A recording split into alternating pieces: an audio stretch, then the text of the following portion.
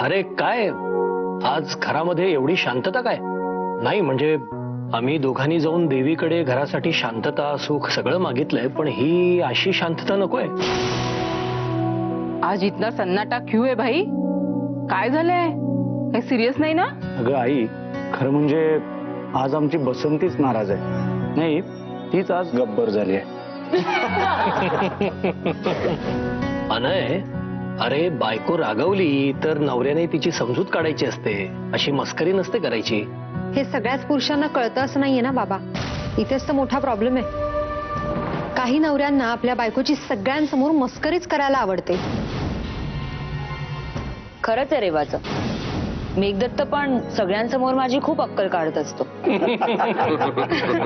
काय आहे ना रोमिला, देवानी तुला अक्कल फक्त दाखवण्यासाठी दिली आहे, मग ती आम्हाला काढावी लागणारच ना. हे बरोबर नाहीये मेघदत्त. नाही तर काय. अरे काय चुकला तू? तुम्हा बायकांचा ना हाच प्रॉब्लेम आहे. हे बरोबर नाही हा. म्हणजे कसं आहे ना, एखादा पुरुष चुकला की काय मूर्ख आहे तो पुरुष असं म्हणता तुम्ही, पण जर का एखादी बाई चुकली ना तर सगळ्या बायका मूर्ख आहेत असं तुम्ही बोलता. का असं बायकांना वागवता तुम्ही? बाबा, आता जरा शांत व्हा तुम्ही. जर आई चिडली ना तर कुणाचंच काही खरं नाही. हो बाबा, वेळीच माघार घेतलेली बरी, नाहीतर भलता प्रसंग ओढवायचा.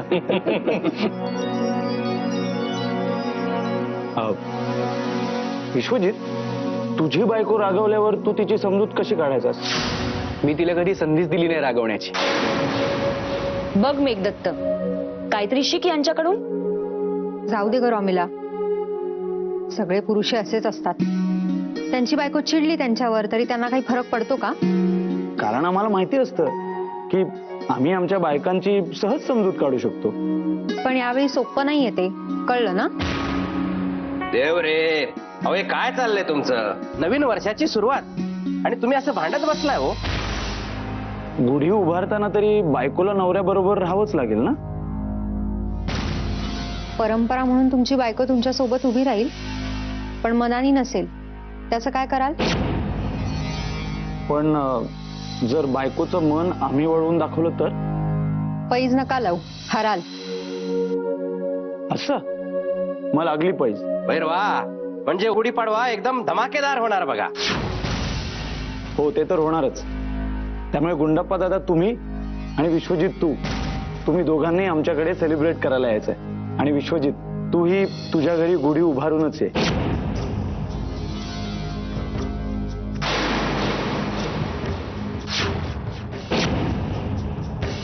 मी हा सण कधी सुद्धा साजरा करत नाही, कारण गुढीपाडव्या दिवशी माझी जान्हवी मला सोडून गेली.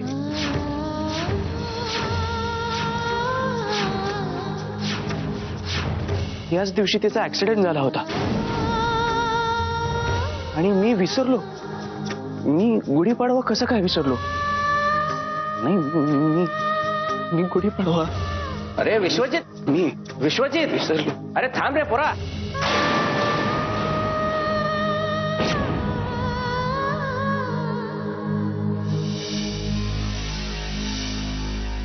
जान्हवी, मी आलोय.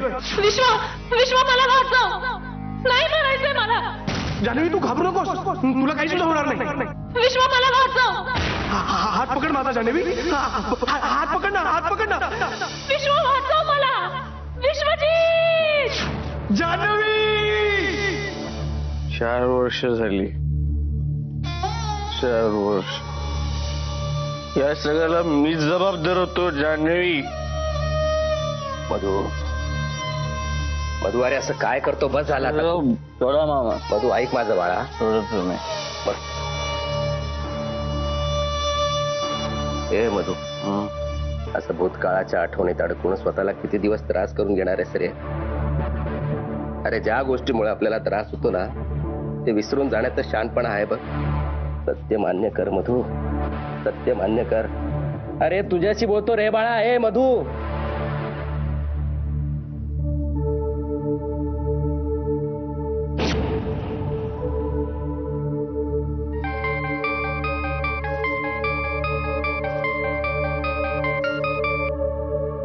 हॅलो, रेवका, मी बोलतोय. अहो मधू खूप विचित्र वागायला लागलाय बघा. काय झालंय गुंडप्पा दादा? मगापासून शून्यात नजर लावून बसलाय. एकावर एक दारूचे ग्लास रिचवतोय. उद्याचा दिवस काळा दिवस आहे हे विसरू शकत नाहीये मधू. किती बी केलं तरी जान्हवीला विसरू शकत नाही मधू. रेवा का आपण हे समजू शकलो नाही बघा. दादा तुम्ही त्यांना फोन द्या. रेवा का मधू बोलायच्या परिस्थितीत नाहीये हो. त्यांच्या कानाला फोन लावा तुम्ही. मधू रेवाकाचा फोन आहे. मला नाही बोलायचं मामा. ऐक बोल. विश्वजितजी शांतपणे माझ्या एका प्रश्नाचं उत्तर द्या. तुमचं जान्हवीवर खरंच खूप प्रेम आहे? हो, खूप प्रेम करतो मी तिच्यावर. असं असलं तर तीही तुमच्यावर खूप प्रेम करत असणार. मग खूप प्रेम करते नाही माझ्यावर. हो ना? मग आत्ताच्या आत्ता तिच्या मोबाईलवर फोन करा. ती जर खरंच तुमच्यावर प्रेम करत असेल ना तर ती बोलेल तुमच्याशी. काय बोलतेस काय तू? मला काय मूर्ख समजते तू? जान्हवीला जाऊन 4 वर्ष झाली. पण तुम्हाला कुठे असं वाटतं? तुमच्यासाठी ती गेलेली नाहीये ना? तुम्हीच म्हणता ना ती अजूनही जिवंत आहे. म्हणूनच स्वतःला इतका त्रास करून घेताय ना तुम्ही. मग करा ना फोन. बघू तरी ती फोन उचलते का? ताबडतोब फोन करा तिला. आणि जर तिने फोन उचलला नाही ना तर तुम्ही समजून जाल मला काय म्हणायचंय. विश्वजितजी या गोष्टीला घडून आता 4 वर्ष उलटून गेलीये. मला असं वाटतं या वर्षी तुम्ही गुढीपाडवा साजरा करावा. कारण आठवणी ह्या आपल्या आयुष्याचा भाग असाव्यात. ओझं नाही. आणि खास करून जर त्या आठवणी आपल्या आवडत्या माणसाच्या असतील मग त्या वाईट असू दे किंवा चांगल्या त्यांना ओझं समजून कसं चालेल? तुमच्या आयुष्यातल्या आठवणींचं ओझं आता दूर करायची वेळ आली. बघू तरी जान्हवीच्या फोनवरून तुम्हाला काय उत्तर मिळतंय ते.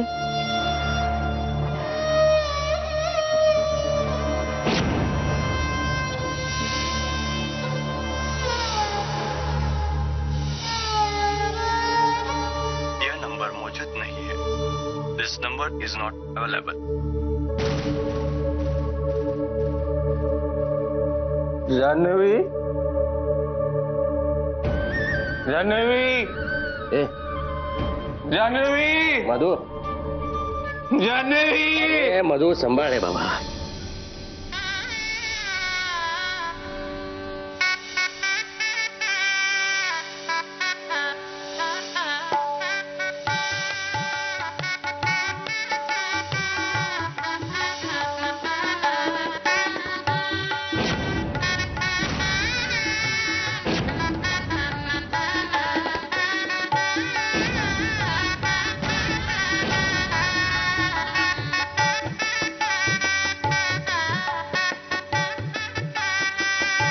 दादा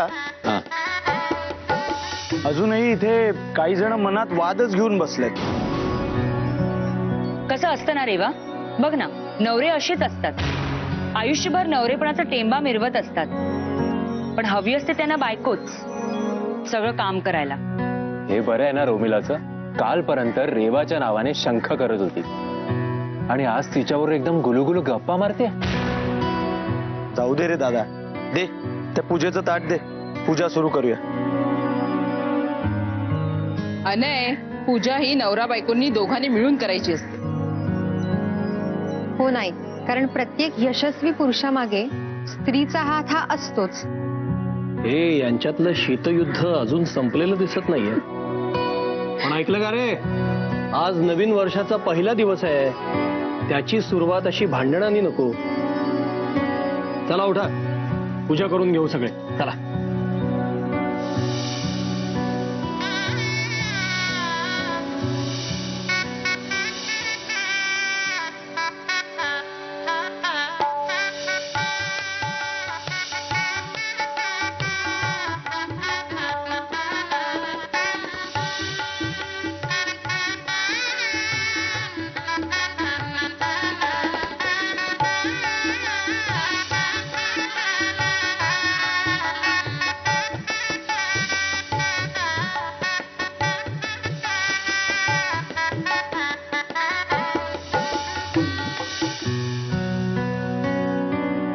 बरं रॉमिला, तुला माहितीये का गुढीपाडवा का साजरा करतात ते?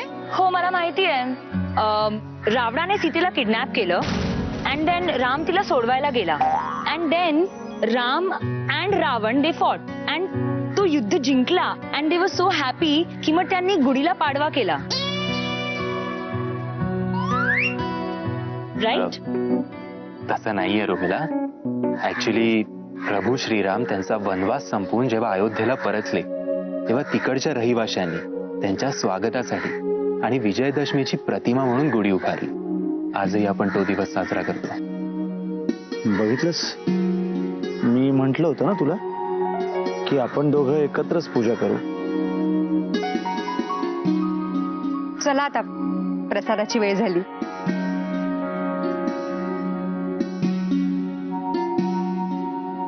अनय,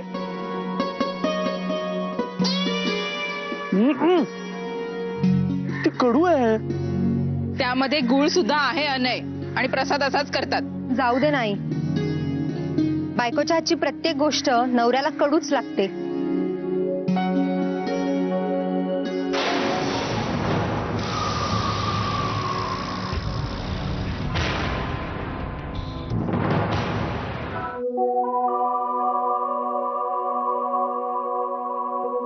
अरे वा, विश्वजित, आलास तू? आम्हाला वाटलं होतं की तू येणारच नाहीस की काय. खरं तर आज मी येणार नव्हतो, पण कोणीतरी मला छान समजावलं. मी त्या व्यक्तीचे आभार मानायला आलोय. देवा, मी यावर्षीपासून हा सण साजरा करायचा ठरवलाय. अरे वा, व्हेरी गुड. ये ना, तू पण गुढीची पूजा करून घे.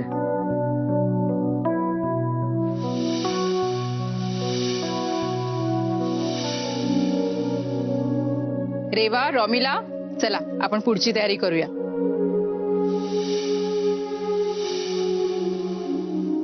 काय अनय राजे, अजूनही रुसलेल्या बायकांची समजूत काढणं तुम्हाला जमलेलं नाहीये ना? अरे अनय, रेवा अजून नाराज आहे तुझ्यावर?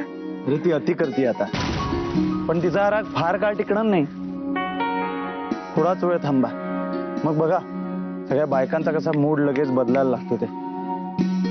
गुंडप्पा दादा, तुम्ही एक काम करा, आम्ही सांगितल्याशिवाय बायकांना खाली यूज देऊ नका. दादा, आज धमाल येणार आहे. नाही, तुम्ही धमाल करा, पण मला जरा जायला लागेल तालुक्याला. आणि काय काय धमाल केलीत हे मला कळवा. चला.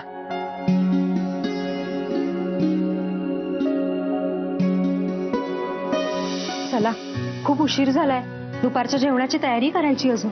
हो, आणि करीना तर काही करणारच नाही. सगळं मलाच करावं लागणार आहे. अरे, हे सगळं कोणी केलंय? करीनाने केलं असेल. Oh my God, I am so proud of her. कोण? करीना? अगं तुझी करीना काहीच कामं करीना. व्हॉट? मग हे सगळं कोणी केलंय? ऑफकोर्स आम्ही. काय? हो, तुम्हाला खुश करण्यासाठी. खास तुमच्या आवडीचे पदार्थ. रोमिला, माझी बायको एक नंबरची काय?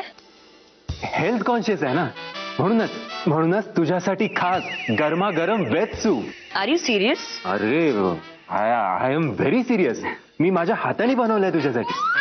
आणि मी माझ्या लाडक्या रेवासाठी तिची लाडकी बासुंदी या हाताने बनवली आहे. आणि एवढंच नाही, या हाताने मी पुऱ्या पण तळल्यात. पुरे आधी चव घेऊन बघू दे आम्हाला, मग आम्ही ठरवू कशा झाल्यात त्या. दिसतायत तर चांगले, पण चवीला रोमिलाच्या हातच्या पदार्थांसारखे माहिती. काय? कुठे काय आम्ही स्वतः सर्व करणार आहोत तुम्हाला. या बस ना. कम्फर्टेबल आहात ना? हो. वा, काय दिवस आहे आजचा. माझ्या हातच्या पुऱ्या. बस ठडॅंग.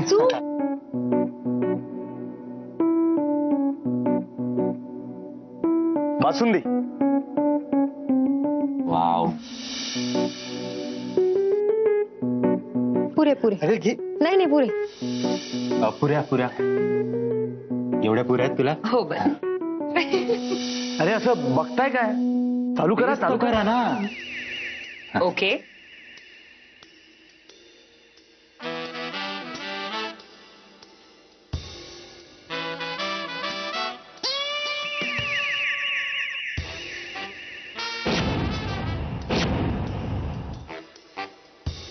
अरे वा, मस्त झाली बासुंदी. मस्त ना? Mind blowing, simply awesome. असं म्हणाली रोमिला. रेवा, मला माहित नव्हतं माझा नवरा इन्स्टंट पॅकेट सूपच्या कंपनीमध्ये काम करत होता म्हणून. अगं हो, मलाही माहिती नव्हतं की आपल्या नाक्यावरचे खामकर मिठाईवाले आहेत ना, त्यांच्याकडे अनय यापूर्वी बासुंदी बनवायचा ते, नाही का अनय?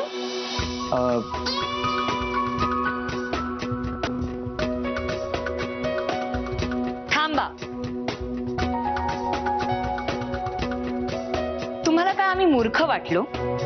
बाजारात मिळणाऱ्या इन्स्टंट पॅकेटच्या सूप मधलं सूप तुम्ही आम्हाला प्यायला घातलं. रोमिला, टेक्निकली ते दादानीच बनवलंय. काय रे दादा? हो मीच बनवलं होतं. हे घ्या, उंदराला मांजर साक्ष. अनय, ही बासुंदी खामकर मिठाईवाल्यांची आहे हे मी झोपेतही ओळखू शकते. तू तर काहीच कष्ट घेतले नाहीस ना? असं कसं? पुरे मी बनवल्यात ना.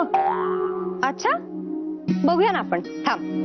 करीना, करीना जरा इथे येतेस का ग? Yes, what is? या पुऱ्या तू बनवल्यास का ग? हो